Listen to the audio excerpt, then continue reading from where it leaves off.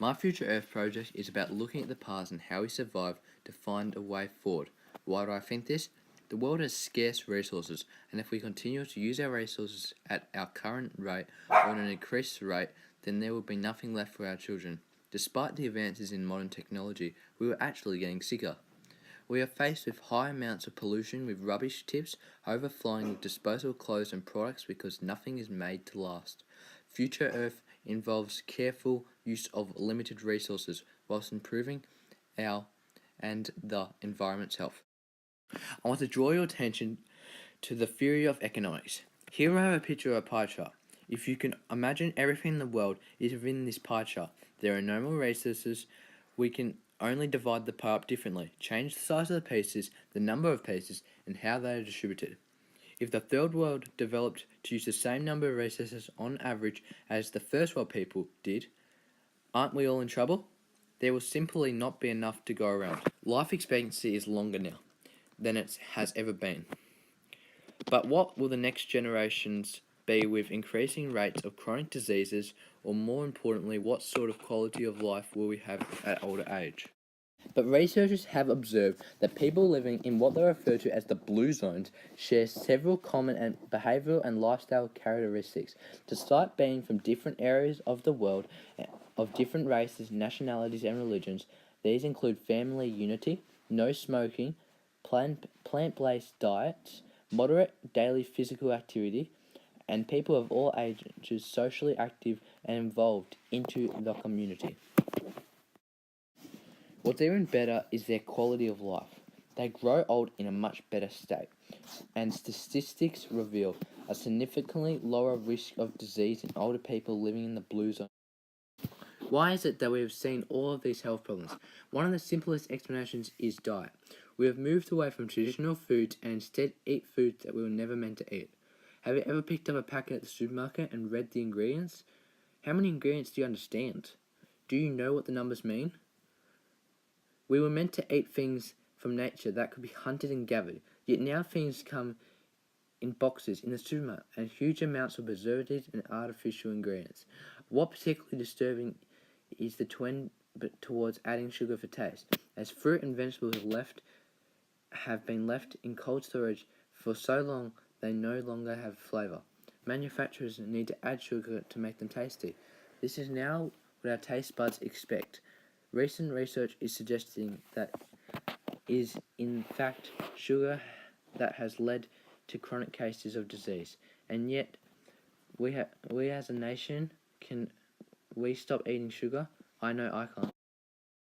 So we go back to a simple diet of food that we were meant to eat, and we stop eating processed food and start eating natural food.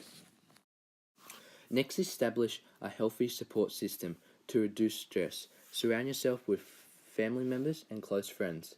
There's a lot of existing evidence that shows stress can induce chronic inflammatory process, which over time can increase the risk for diseases. Be grateful for what you have. We don't need what the neighbours have. We don't need the latest iPad. Everything doesn't need to be shiny and new. There is beauty in something that has weathered, in something that has shown its age. Our lives today are too busy. We need to slow down, allow ourselves time to sleep, to just sit and be mindful. We need to be grateful for the little things. We need to be more involved in our community. Money, fame, and an image are not important. There is increasing understanding that our health and the environment are closely linked. What about the health of our environment? What of the air and water pollution? And what happens to all our rubbish? There are millions of chemicals on this earth. Some are found in nature and others are made by people. We use them in our everyday in lots of different ways, but chemicals can be harmful to both people and the planet. Consider mercury, lead, and arsenic, and they have been known to be harmful to us. But now, more and more, it's been found out about the harmful effects of pesticides, its use on crops, and how the great scientific invention of genetically modified crops is not so great. Now there is more and more evidence that plastics are causing problems for us and our environment. There is evidence that Antibacterial products are having a huge impact on gut bacteria, therefore our health. Despite all the known health problems, people still smoke. We use coal fuel, which is known to pollute, and yet we have access to energy such as solar and wind power. We need to look at our clothing. We happily go to Kmart and buy cheap clothing and then throw them away. Have we thought about what this is doing to our environment? About who's making these clothes? And are they exploited in the process to bring us a $2 shirt? What impact does all of this artificial fibers have on our body when we wear them? And what impact on the environment once we throw them away? We should go back to when things were quality and lasted for many years. In summary, my solution for the future is to look at the past and learn from it.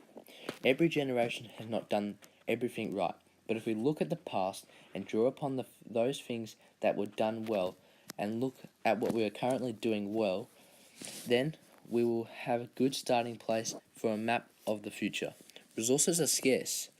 We all want a long life, but shouldn't it be a quality life? And what resources remain for our children if we do not change?